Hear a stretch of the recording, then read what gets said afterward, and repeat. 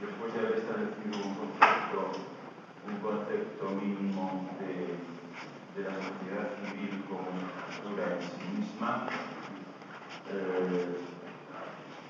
eso llamamos el ser de la sociedad civil, las cosas cambiándose libremente de principio unas con otras. Estamos tratando de ver cómo de ese ser de la sociedad civil se deduce una determinada, o sea, se sigue, o se reclama una determinada, digamos, conciencia, un determinado, digamos, cómo ese mundo, él mismo se percibe a sí mismo, digamos, ¿no? O sea, hay, por lo tanto, una diferencia entre cómo se percibe a sí mismo, si queréis, ello mismo, ¿no? Y cómo está apareciendo en nuestro análisis, ¿no? Entonces, habíamos encontrado en ese examen de cómo era la conciencia propia de la sociedad civil, habíamos encontrado, bueno, primero un elemento que habíamos visto como en efecto una manera de ver la cosa, por así decir, inevitable, manera de ver las cosas inevitable en un mundo que tiene ese carácter de conjunto de las cosas cambiando unas por otras. Un primer elemento que ya hemos visto ya antes de la semana última, un primer elemento que era, bueno, que habíamos identificado, que habíamos puesto someramente, además muy someramente, porque enseguida lo habíamos identificado con algo que bueno, se supone que en alguna medida conocemos otras asignaturas, de alguna manera, ¿no? Que era, digamos, el sentido moderno, el sentido específicamente moderno del propio conocimiento, del conocimiento físico, del conocimiento del ser físico de las cosas, ¿no? Aquello que identificábamos con lo que por otras vías conoceremos como la física matemática o la física o la ciencia, en el sentido específicamente moderno de la palabra, ¿no? Vimos someramente, y todavía volveremos en algún momento posterior sobre ello, vimos someramente como efectivamente ese modo de entender el ser físico de las cosas de algún modo constituye una necesidad interna de la sociedad civil. Naturalmente, y lo digo porque alguien ha comunicado algunos comentarios al respecto. Naturalmente, la diferencia aquí entre ser y conciencia, ¿no? O si queréis decirlo así, entre cómo aparece la cosa en nuestro análisis, cómo aparece para ella misma, ¿no? La diferencia aquí está evidentemente en que nosotros estamos viendo ese modo de presencia de las cosas, que es la física matemática, como una necesidad de la sociedad civil, ¿no? Lo estamos viendo como una necesidad de la sociedad civil. Naturalmente, la propia sociedad civil no lo ve como una necesidad de la sociedad civil, sino que lo ve simplemente como que las cosas son así, y punto, ¿no? ¿Entendido? Entonces, sí, el hecho de que deduzcamos esa conciencia a partir del ser, no suprime la diferencia entre ser y conciencia. ¿De acuerdo? Porque nosotros esa conciencia la vemos como una necesidad de ese ser, ¿no? Entonces, digamos, la sociedad civil tiene que ver así el ser físico de las cosas, ¿no? Tiene que ver así el ser físico de las cosas, ¿no? Mientras que la propia sociedad civil simplemente piensa que las cosas son así, punto, ¿no? Punto. Entonces sí que sigue habiendo una diferencia. la sociedad civil no se lo atribuye a sí misma, eso se lo atribuye a las cosas en sí mismas, ¿no? Esto no quiere decir que estemos denunciando una falacia, por contraparte. No es exactamente una falacia, puesto que digamos, siempre que hay una verdad o una falsedad acerca de las cosas, siempre que hay una verdad o una falsedad de las cosas, sea en la sociedad moderna, sea en otra parte, siempre es que se presupone un qué se entiende por verdad, o sea, qué se entiende por discurso válido, ¿no? Siempre se presupone un qué se entiende por discurso válido. Por lo tanto, que descubramos ese tipo de condiciones, hablando de la sociedad moderna, no, digamos, no descubre el Mediterráneo, o sea, no denuncia ninguna falacia, es decir, denunciaríamos una falacia si nos estuviésemos situando en algún otro punto de vista alternativo, ¿no?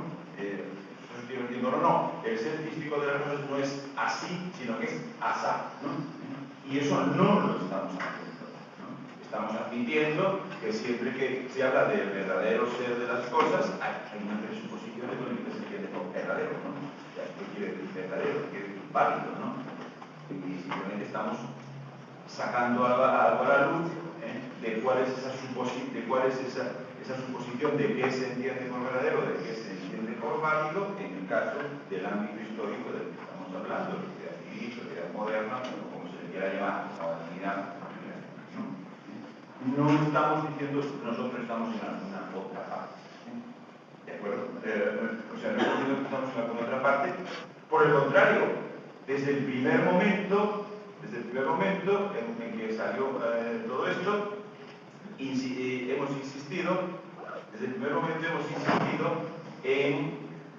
insistido en que, claro, ciertamente, y esto era un problema, y así lo reconocimos, ciertamente el poder hablar de cierto juego, o de cierto mundo, o de cierto, como le queráis llamar, significa algún tipo de exterioridad o de distancia con respecto a ello, ¿no? Incluso cuando hablamos de un juego cualquiera, pongamos por caso el ajedrez, ¿no? Pues evidentemente si podemos hablar de cuáles son las reglas del juego, es porque nosotros, digamos, no nos agotamos en ser jugadores de ese juego, sino que somos algo más. No lo podemos ver de algún modo desde fuera, pues no podemos en absoluto hablar de él. Por lo tanto, bueno, efectivamente, el hablar de ello, el hablar de cómo es el juego sociedad civil o sociedad moderna o modernidad o algo así, el hablar de eso sí que es verdad que implica una cierta exterioridad, pero justamente hemos reconocido esto como un problema. Hemos reconocido esto en su momento como un problema. El problema de, bueno, está muy bien esto de estamos fuera cuando hablamos, por ejemplo, del ajedrez, ¿no? O por ejemplo de cualquier otro juego concreto, pero cuando hablamos del juego que es, por así decir, el mundo mismo en el que pura y simplemente vivimos, ¿no? Entonces, ¿en qué consiste ese fuera? ¿En qué consiste esa distancia, ¿no? Lo hemos admitido ya en su momento como un problema, incluso como una especie de, si queréis decirlo así, contradicción o situación paradójica en la que nos encontramos, pero justamente ese reconocimiento de esto como un problema nos ha llevado a admitir que la distancia o la exterioridad que tenemos, no es absolutamente ninguna otra que la que hay en el mero hecho de comprender, de entender, absolutamente ninguna otra. Es decir, por lo tanto, no es ninguna distancia en el sentido de que tengamos algún otro sitio, o sea, no es un estar fuera en el sentido de estar en positivo en alguna otra parte, ¿no? Ni siquiera mentalmente, ni siquiera idealmente, ¿no? Ni siquiera idealmente. Todos nuestros ideales e incluso nuestras utopías, ¿no? Las construimos basándonos en esas valoraciones que la propia sociedad moderna hace, ¿no? ¿De acuerdo? Todas. No estamos fuera para nada, en ningún sentido, ¿no? O sea, por lo tanto, efectivamente, nuestra distancia es solamente la distancia del entender, solamente la distancia del comprender, nada más. Por eso, lo que no estamos haciendo es denunciar ninguna falacia. Simplemente estamos entendiendo qué pasa, ¿no? Punto. Estamos entendiendo qué pasa. Estamos entendiendo qué pasa, ¿no? Decíamos incluso, claro, es verdad que esto de que el entender implica una distancia, es verdad que esto de que el entender implica una distancia, bueno, sin duda tendrá unas consecuencias, sin duda tendrá unas consecuencias. Y aquello de, bueno, si entender implica una distancia, pues quizá esto signifique algo así como que, creo que lo decía precisamente en estas palabras, como que desde el momento en que efectivamente se entiende cómo son las cosas ya no podrán seguir siendo así, ¿no? ¿De acuerdo? Sí, pues sí, efectivamente, sí. Pero ¿cómo se dan entonces a eso? No. O sea, lo que no podemos es construir en positivo, ¿de acuerdo? Porque no estamos fuera en positivo, no tenemos más distancia que la de entender, ¿no? Esto tiene que ser así, desde el momento en que lo que pretendemos entender es sencillamente en qué consiste en general la validez de la cosa. No es un juego determinado, como el ajedrez, ¿no?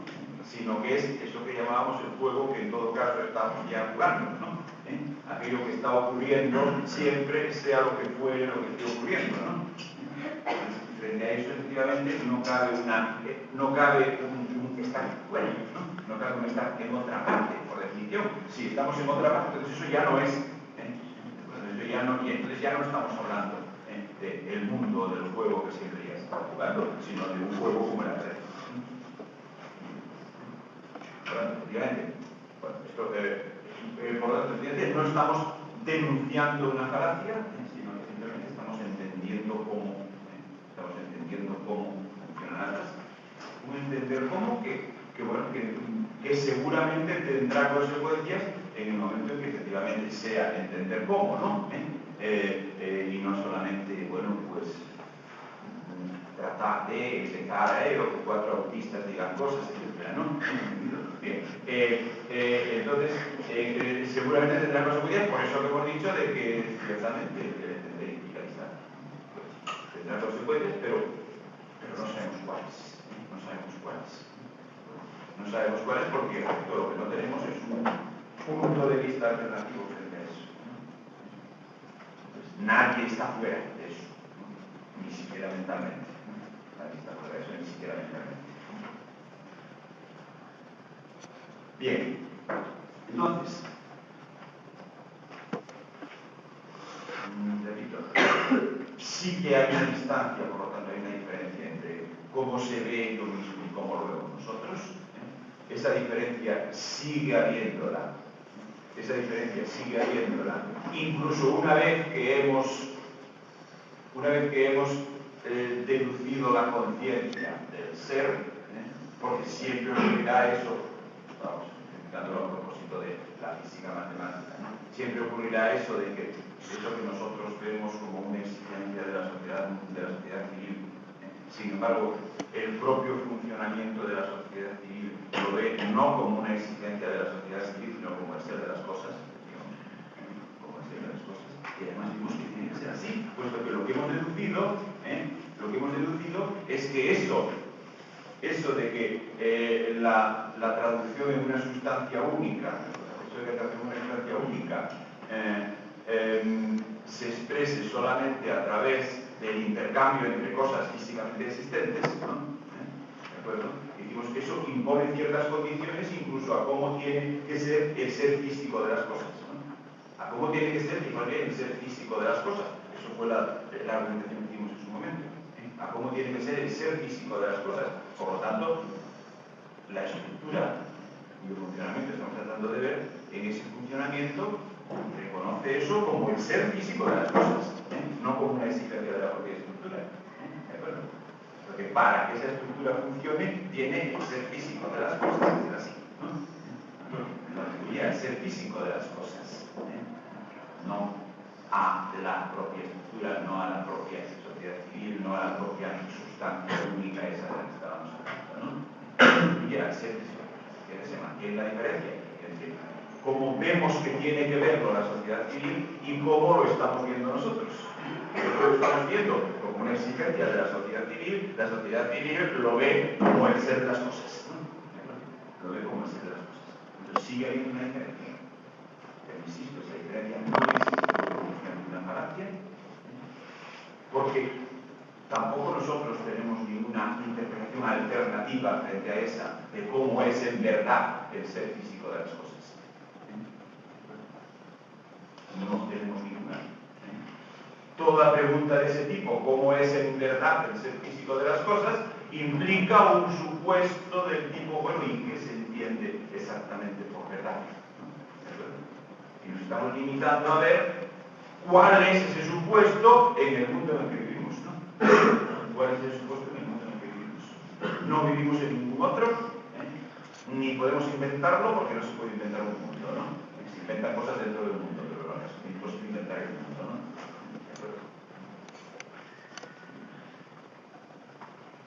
La distancia que hay en el mero hecho de tratar de entender, pues sí, evidentemente es una distancia y por lo tanto previsiblemente tendrá consecuencias, pero las que tenga no son planificables. No son planificables. Porque planificar ya sería pretender construir un mundo alternativo o algo así, ¿no? Ya no sé por qué eso no se puede hacer. Bien, entonces, vamos a ver. Esto tenía que ver además con recordar, con la importancia que atribuimos,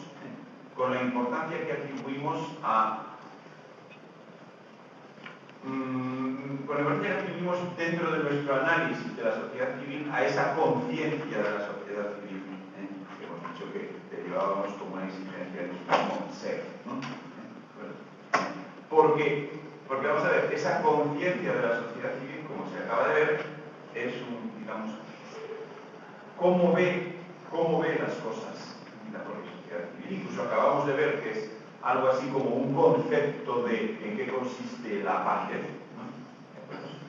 Como un concepto de qué preguntamos cuando preguntamos cuál es el verdadero ser físico de las cosas.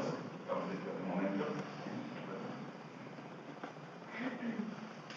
¿Cuál es el verdadero ser físico de las cosas? Eso implica, bueno, ¿y qué se entiende por verdadero? ¿No? ¿Qué condiciones se reclaman de algo para que se delante, verdad, etcétera? Esa conciencia de la sociedad contiene eso, por el caso de la física matemática, pues muy evidentemente, o sea, esa física matemática implica digamos, qué tipo de explicaciones, qué tipo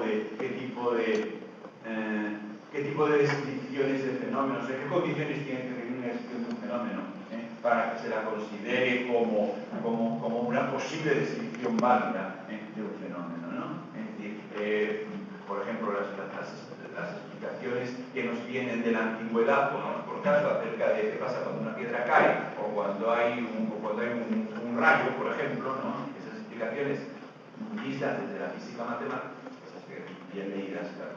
Otra cosa es cuando ya al leer textos, por ejemplo, de una lengua antigua o algo así, pues lo leemos anacrónicamente, ¿no? ¿De acuerdo? O sea, cuando ya interpretamos pues, algunas cosas como si fuesen química rudimentaria o física rudimentaria, cosa que hacemos cotidianamente, por desgracia, ¿no?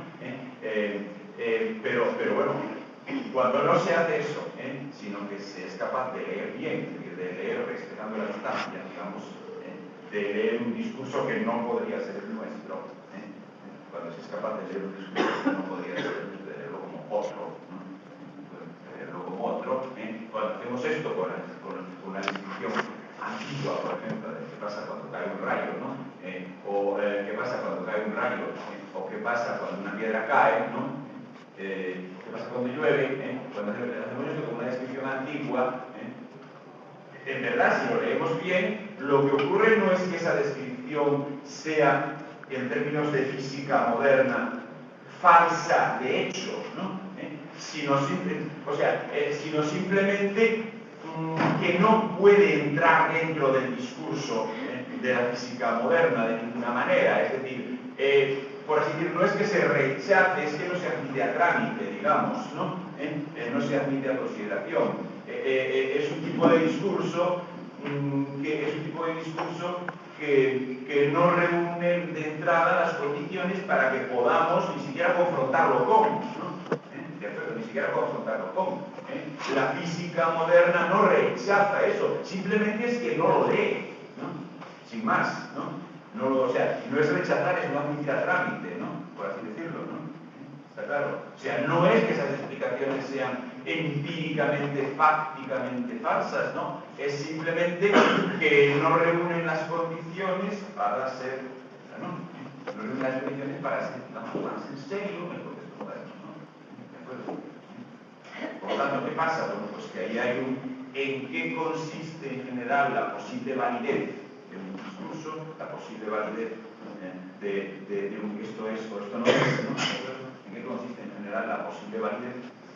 Entonces hay un patrón de medida de la validez de algo, de la posible validez de algo. Hay un patrón de medida de la posible validez de algo. Bueno, patrón de medida que, bueno, en el caso concreto de ese aspecto de lo moderno, que es el conocimiento del ser físico, material, real de las cosas, pues son determinados postulados que constituyen la noción moderna de ciencia y que en la historia del pensamiento pues solemos estudiar cuando los estudiamos naturalmente, ¿no? La etiqueta de la física matemática, o sea, la concepción moderna de lo físico, o sea, la física matemática, ¿no?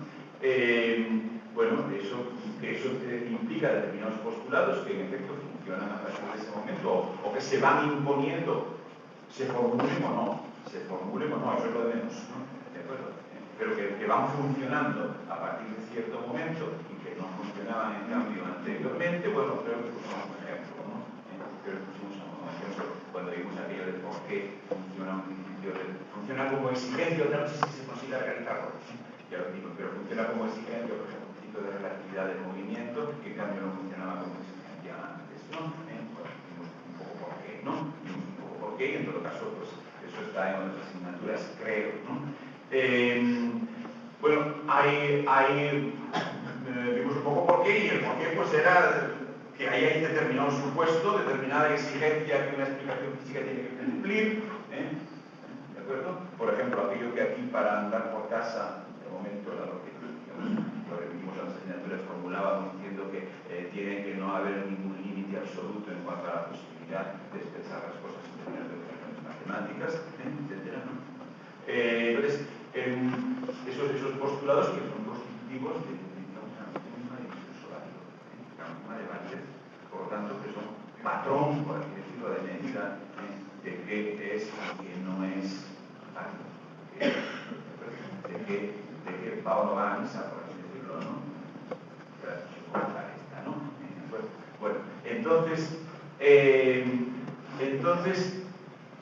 bueno, decía, lo que hay es eso, lo que hay es unos patrones, por lo tanto, ¿no?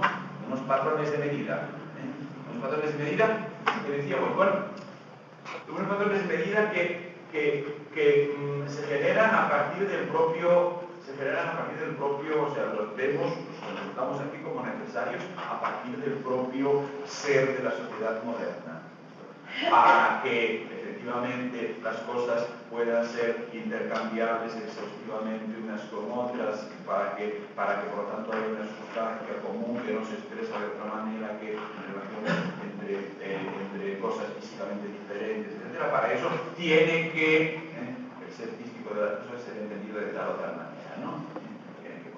Entonces, lo deducíamos a partir de ser de la sociedad moderna. Para que la sociedad moderna funcione tienen que verse las cosas así. En ese funcionamiento las cosas tienen que verse así. Pero decíamos, dentro de la propia sociedad moderna, no es que se piense que las cosas se vean así deriva del funcionamiento de la sociedad moderna, no, deriva de las condiciones de funcionamiento de la sociedad moderna, no. Se ve simplemente que las cosas son así y punto, que se atribuye al ser mismo de las cosas sin más.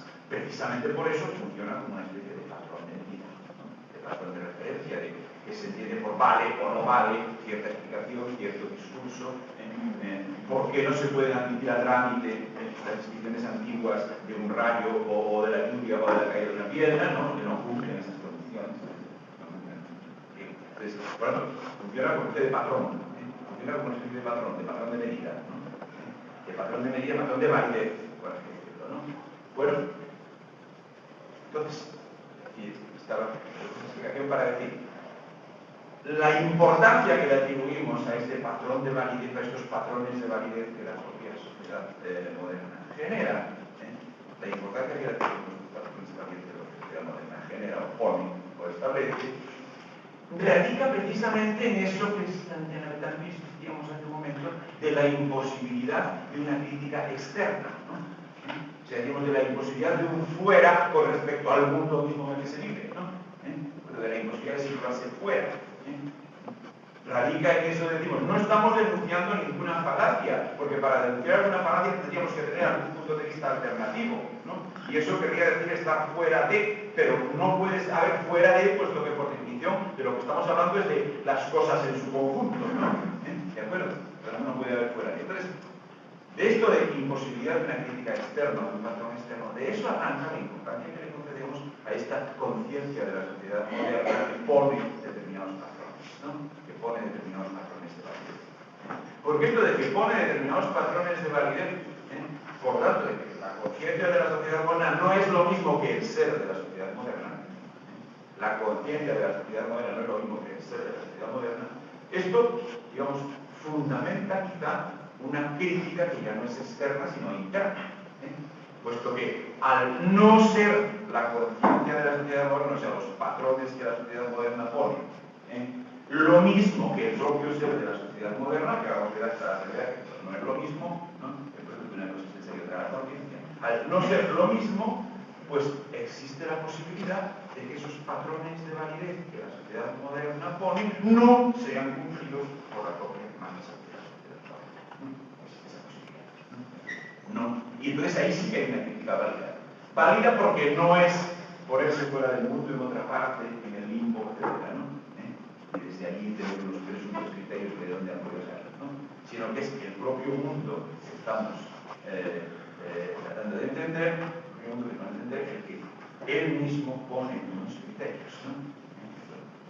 Es el propio mundo el que no hay externo.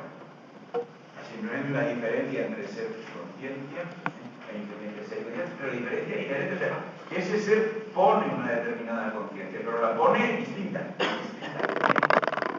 Una cosa es lo uno y otra cosa es lo otro. Una cosa es el ser y otra la conciencia, ¿no? Por lo tanto, puede ser que ese ser, digamos, no sea capaz de cumplir con esa misma conciencia, ¿no? Puede ser eso. Puede ser eso. Y en ese caso, esto significaría, digo significaría porque no estoy diciendo que eso ocurra, simplemente he dicho que se fundamenta la posibilidad, de una crítica que ya no sería externa y que por lo tanto podría ser válida, ¿no? ¿De acuerdo? Que ya no sería externa y por lo tanto podría ser válida. Digo, o sea, de esta manera se fundamenta la posibilidad,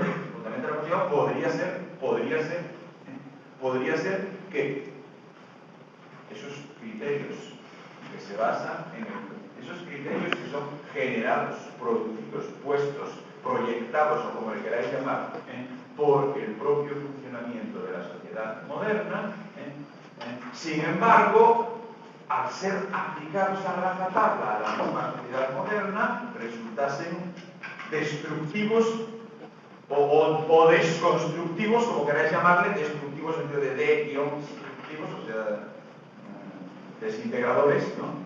¿De acuerdo? Al ser aplicados a la propia sociedad moderna, pues por así decirlo, la hiciesen, no digo saltar, pero algo así, o la desmontasen, ¿no? La desmontasen, ¿no? ¿De acuerdo? La desmontasen. Podría ser, no digo que eso sea, ¿no? Que esos mismos criterios, producidos por la sociedad moderna, sin embargo, si son en efecto aplicados, o sea, en otras palabras, que esos criterios producidos por la propia sociedad moderna, al mismo tiempo, sin embargo, no sean aplicables a la sociedad moderna más que, digamos, con una cierta manga ancha y con cierto espíritu integrador, entre comillas, ¿no? Naturalmente dicho con cierta ironía, ¿no? O sea, con cierta tolerancia, nada más. Esto es posible, en principio. No digo que vaya a ocurrir, es posible en principio, puesto que hemos dicho que la conciencia no es lo mismo que el ser, ¿no? sea, que se genera una determinada conciencia a partir de un determinado ser, pero que son cosas distintas, ¿no? ¿De acuerdo? Pero que son cosas distintas, ¿no? O sea, que ello no aparece para la propia sociedad moderna, o sea, que el funcionamiento de la sociedad moderna no aparece para ella misma, tal como es. O sea, no aparece en su propio funcionamiento, tal como está apareciendo en nuestra norma.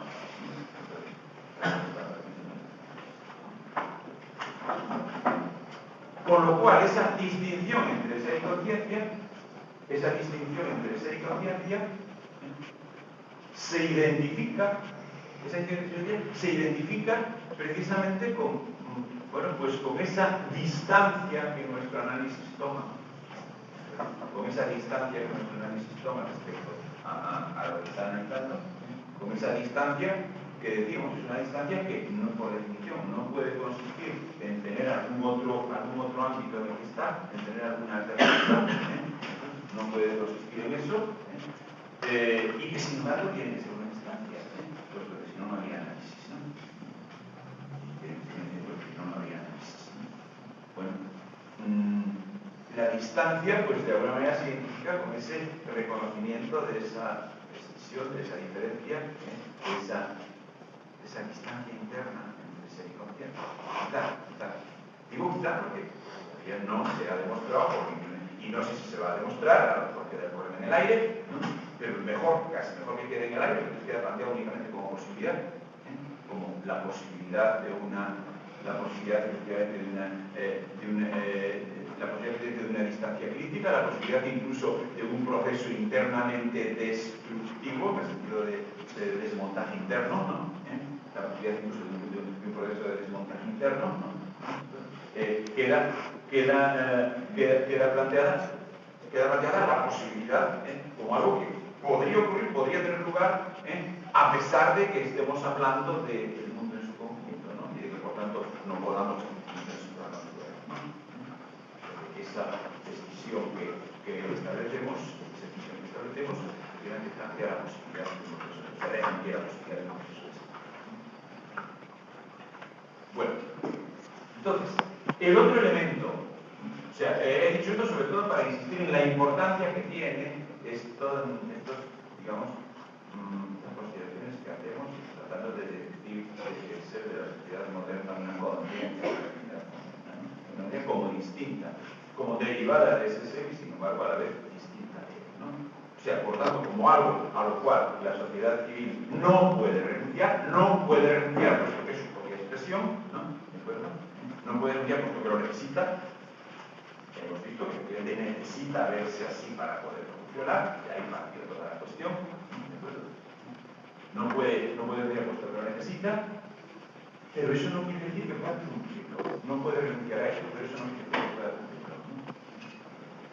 Eso no quiere decir que pueda, digamos, justificarse plenamente ella misma ante esos criterios que ella misma pone, ¿no?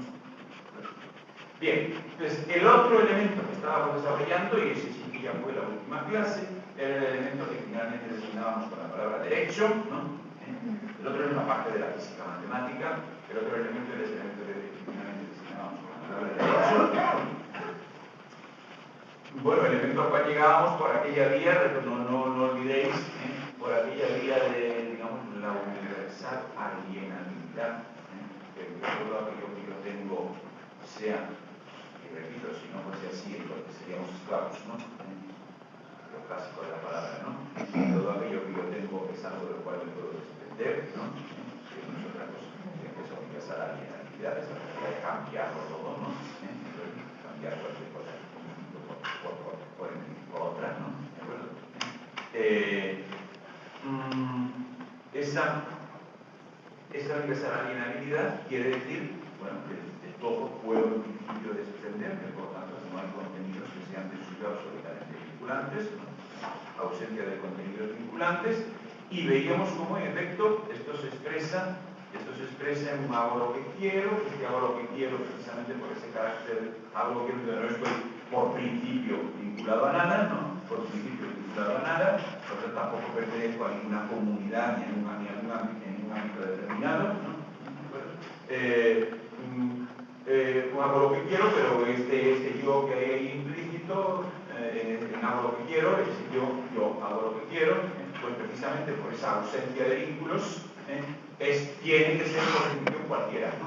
Tiene que ser por definición cualquiera, y tanto si hago lo que quiero, se traduce en aquella fórmula que decíamos de poder hacer todo aquello tal bajo condiciones tales que el hecho de que yo lo haga no sea incompatible con que cualquier otro bajo las mismas condiciones pueda también si quiere hacerlo, ¿no? Eso es simplemente decir, yo hago lo que quiero, pero entendido por yo cualquiera, ¿no?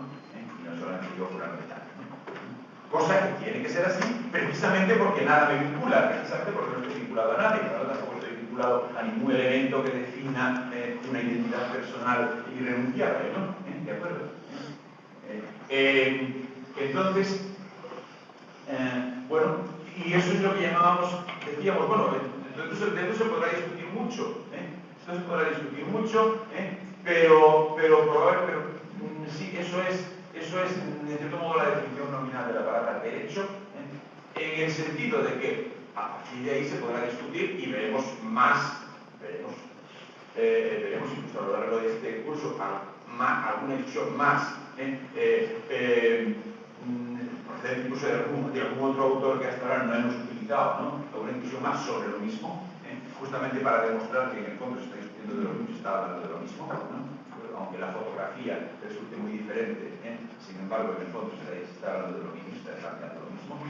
Es decir, que esto que acabo de decir, de poder hacer todo aquello tal bajo condiciones tales que es la definición nominal de la palabra derecho, en el sentido de que de alguna manera toda la discusión sobre el derecho y todo lo que acompaña necesariamente al concepto del derecho del Estado, etcétera, a lo largo del pensamiento moderno, pues no es sino la infinita discusión a que esa fórmula, a que ese concepto da lugar, ¿no? En último término, pues la discusión sobre, bueno, ¿y cómo es posible esto? O sea, ¿o qué quiere decir exactamente esto? Que pueda hacer una libertad con condiciones tales que, ¿no? Y sobre eso pues se podrá discutir mucho, pero es discutir sobre eso, precisamente mencionaremos algún otro autor para ver que de lo que se está discutiendo es precisamente de eso. Entonces, de todos modos, provisionalmente hacíamos una especie de ilustración, de cómo en efecto el concepto de derecho es ni más ni menos que el concepto de esa cuestión, cómo conseguir que yo pueda hacer todo aquello tal y bajo condiciones tales que, ¿no? Por tanto, se puede entender de entrada en definición nominal por mi derecho, precisamente ese que yo pueda hacer todo aquello tal y bajo condiciones tales que, ¿no? Hacíamos una especie de ilustración provisional del carácter del razonamiento que hice en los últimos minutos de la clase anterior. Era de una ilustración provisional de que en efecto el concepto de derecho es ni más ni menos que eso. El concepto de derecho es ni más ni menos que esa regla, ese que yo pueda hacer todo aquello tal o condiciones tales, con toda la problemática que lleva detrás, con toda la problemática que arrastra consigo. El concepto de derecho es ni más ni menos que eso, digamos, demostrábamos profesionalmente en los últimos minutos de la clase anterior, haciendo una elucubración que en vez de partir de la ausencia de contenidos vinculantes y a partir de ahí generar esa fórmula de universalidad a la que hemos llegado, en vez de partir de ahí, lo que hacía era partir del otro lado, es decir, partir de lo que todos tenemos por derecho, en principio, partir de lo que todos tenemos por derecho y ver cómo en efecto eso que todos tenemos por derecho, en último término, no, digamos, haciendo crítica interna de ese concepto, tratando de hacer consistente y coherente ese concepto que todos tenemos en principio de tener o no tener derecho a algo, pues nos conducía de cabeza a esa fórmula de universalidad. Recordad que la argumentación era, resumo solamente, la argumentación era, bueno, por derecho se entiende algo más que el que en un momento dado yo consiga. Por tener derecho a algo se entiende algo más, por tener derecho a X se entiende algo más que el que yo en un momento dado consiga efectivamente hacer X. Se entiende, el que no consiga hacerlo, pues no quiere decir que tenga derecho a ello, ¿no? Se entiende algo más que tenga derecho a, que cuando se me reconoce un derecho a X, se me reconoce algo más que quizá pueda hacer X. Se me reconoce una especie de, digamos, posición de antemano, de poder hacer X en el caso de que quiera, y poder no hacerlo en el caso de que no quiera, ¿no? Por lo tanto, ahí hay una afirmación previa, por así decirlo, al hecho singular, particular y concreto. Hay eso que llamábamos una garantía, ¿no? Una garantía, ¿no? Por eso la noción de derecho decíamos es inseparable de la noción de garantía, ¿no? Es inseparable de la noción de garantía. Hay una garantía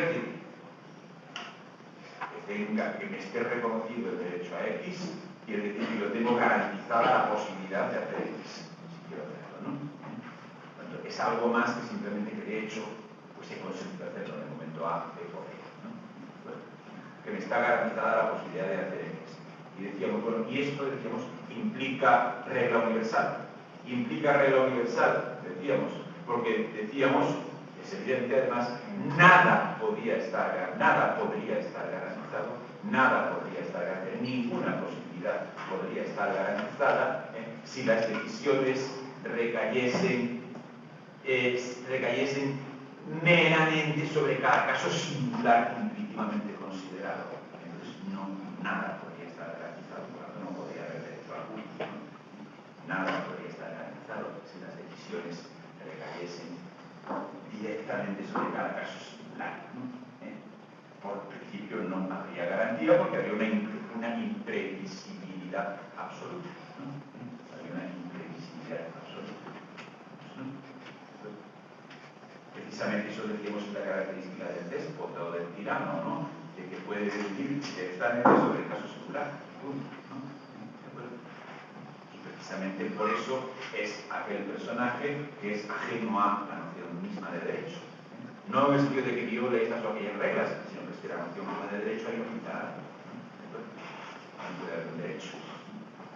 Bien, entonces, bueno, entonces ya hemos comentado la noción de derecho, la noción de garantía, con la noción de universalidad, con la noción de reglas universales. Y por lo tanto, pues ya decíamos, deja de tener sentido esa pregunta de garantías sí, pero ¿de qué? Es decir, ¿qué es lo que se garantiza, no? Deja de tener sentido esa pregunta porque ya está claro que de la noción misma de garantía se sigue que lo que se puede garantizar y se tiene que garantizar es ni más ni menos que aquello que se pueda garantizar en la forma de reglas universales, porque garantía implica regla universal, ¿no? Podamos ver, ¿no? Implica regla universal. Aquello que se pueda garantizar en forma de reglas universales. Por lo tanto, aquello que se pueda garantizar en los mismos términos para todos y para todos los casos. Por lo cual ya estamos en la fórmula esa de yo he de poder hacer todo aquello tal y con condiciones tales que el hecho de que yo pueda hacerlo no sea incompatible con cualquier otro. Bueno, en este caso no es ya que a partir de la ausencia de contenidos vinculantes llegásemos a la fórmula de universalidad y eso lo identificásemos con derechos, sino que ahora es mucho el proceso al revés. Partido de una noción común y puramente nominal de derecho, que es el que haya garantía de algo, ¿no? Que haya garantía de algo, y a partir de ahí hemos llegado a que eso tiene que consistir en una forma de universalidad, ¿no? Si no, no puede haber garantía, ¿no? Por lo tanto, sí, es verdad que la noción de un sistema de garantías no es indiferente respecto a cuál sea el contenido de la garantía. No se puede decir garantía sí, pero ¿de qué? Es decir, ¿qué es lo que se garantiza? No, no. Garantía ya implica que lo que se garantiza es aquello que pueda ser formulado mediante reglas universales, ¿no? Aquello que pueda ser establecido mediante reglas universales. Aquello que se pueda garantizar, pero poder garantizar quiere decir poder garantizar universalmente, puesto que garantía es inseparable de universalidad, como acabamos de ver, ¿no? No puede haber garantía alguna si las decisiones son singulares. Garantía es inseparable de universalidad, porque ya está claro que es puede formar parte del contenido del sistema de garantías. Pero entonces ya, a partir de la noción de derecho, garantía, hemos llegado a, yendo, digamos, en la dirección contraria a aquella en la que habíamos ido antes, en la argumentación, hemos llegado a la misma fórmula, esa fórmula fórmula de universalidad a la que antes habíamos llegado a partir de la ausencia de contenidos vinculantes. Bien, entonces eso es efectivamente el concepto de derecho. Por lo tanto, la filosofía del derecho o la teoría del derecho, la discusión sobre el derecho, es la discusión sobre, bueno, ¿y eso qué quiere decir? O sea, ¿o qué implica o qué lleva consigo? ¿Cómo es posible eso? Eso de que yo pueda hacerlo en el bueno, bien,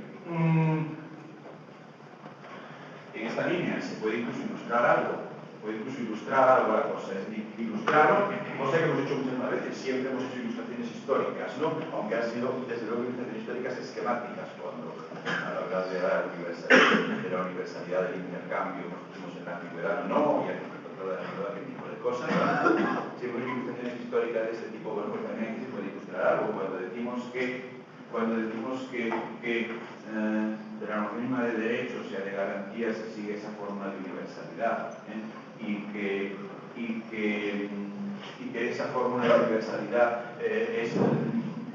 universalidad es lo que hay detrás de toda fundamentación general de derechos. Digo fundamentación general porque evidentemente siempre eso dará lugar, entre otras cosas, a discusiones de carácter empírico, es decir, de cómo se puede hacer eso o hasta qué punto está de acuerdo o no está de acuerdo con eso, cierta situación empíricamente dada, ¿no? Siempre iremos a parar a esto. Pero que duda cabe de que de la noción misma de derecho, tal como lo hemos formulado, como esa regla de universalidad, que puede hacer todo objetado o condiciones tales que, en la noción de derecho, pues se siguen al menos determinadas exigencias. Determinadas exigencias que, por lo tanto, pues toda situación empírica de derecho, toda situación dada, matemáticamente dada de derecho, para que en efecto sea una situación de derecho y no de puro poder y no de pura fuerza bruta, pues tendrá que cumplirlas, ¿no? ¿De acuerdo? Por ejemplo, bueno, un más que clásico en la materia, ¿no? Un más que clásico en la materia. Prácticamente todo el mundo, y de entrada reconocería prácticamente todo el mundo. Otra cosa es luego las discusiones que vendrían después, ¿no? Pero por eso digo más que clásico en la materia, casi trivial, porque es muy facilito, ¿no? En cuanto al contenido de qué es lo que tiene, qué es lo que es contenido inevitable de un sistema de garantías, ¿no? Qué es lo que se sigue de la noción mínima de garantía, qué es lo que se sigue de la noción mínima de universalidad. Por lo tanto, ¿no? Pues por ejemplo, es claro que de esa fórmula de que yo pueda hacer todo objetario en condiciones tales que eso no sea incompatible con que cualquier otro a las mismas condiciones, etcétera, ¿no? De esa fórmula, pues una cosa que ya se sigue como exigencia inherente a cualquier sistema de garantías es todo el aparato de eso que llamamos las libertades de comunicación, o sea, de expresión, reunión y todas estas cosas. Se sigue tautológicamente, en este caso, tautológicamente en el sentido de que en esa expresión que cuando he dicho libertades de comunicación, la libertad absoluta de comunicarse, digamos, la libertad absoluta de comunicarse, por tanto de expresión, reunión y algunas cosas más, ¿no? Se sigue tautológicamente, en efecto, de la fórmula de universalidad que he dicho, se sigue tautológicamente porque en eso de libertad de comunicación, está claro que por comunicación, ¿qué se está entendiendo ahí por comunicación? Pues no otra cosa que toda aquella actividad que no tenga el carácter de imposición material, ¿no? Que no tenga el carácter de imposición física de algo, ¿no? Claro, por comunicación se entiende eso, o sea, todo aquello que sea decir, pero no imponer, ¿no? ¿De acuerdo? Por comunicación se entiende ahí toda actividad que no tenga el carácter de imposición material. Y por lo tanto, pues, por definición, pues es toda aquella actividad que en ningún caso puede ser incompatible con que otro pueda hacer también lo que quiera en ese terreno en cualquier otro, ¿no? ¿De acuerdo? Pues, por definición, por comunicación se entiende toda actividad que no es imposición material. Por lo tanto, que jamás puede, por principio tautológicamente, jamás puede entrar en conflicto con que otro pueda hacer. Jamás. Por comunicación de eso, por lo tanto, por comunicación se entiende eso, la actividad que no tiene en absoluto el carácter de imposición material. que no tienen asunto de carácter impositivo material, y por lo tanto, tautológicamente, la comunicación no puede ser restringida en derecho. No puede ser restringida en derecho, porque el derecho, como depende de la fórmula que he dicho, solamente se puede restringir aquello que pueda impedir a otro algo, ¿no? Solamente se puede restringir aquello que pueda impedir a otro algo, ¿no? ¿De acuerdo? Luego, una actividad que no tiene en absoluto el carácter de imposición material no puede ser restringida. No puede ser restringida.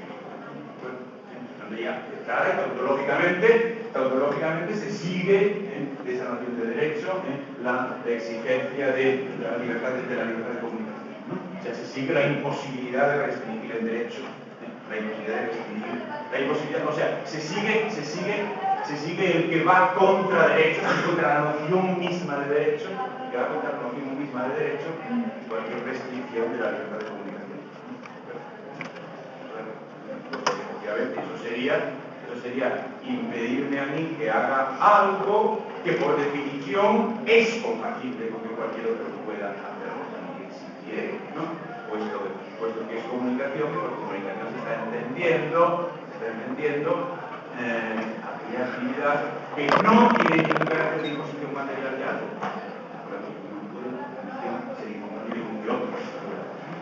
Bien, esto es un ejemplo simplemente de algo que ya algo que de toda la vida, otra cosa es luego que pasa en el funcionamiento de las cosas, ¿de acuerdo? Pero de algo que de toda la vida, se ha presentado como que se sigue tautológicamente de la noción misma de derecho en general, ¿no? De la noción misma de derecho en general. O sea, digamos, un derecho de todo el mundo que se sigue de la noción misma de derecho en general, ¿no? Que se sigue de la noción de derecho. Bueno, podría haber más ilustraciones de lo mismo, pero no las vamos a seguir porque era solo una ilustración. Entonces, vamos a ver. Bueno, vamos a hacer una pausa. Vamos a hacer una pausa y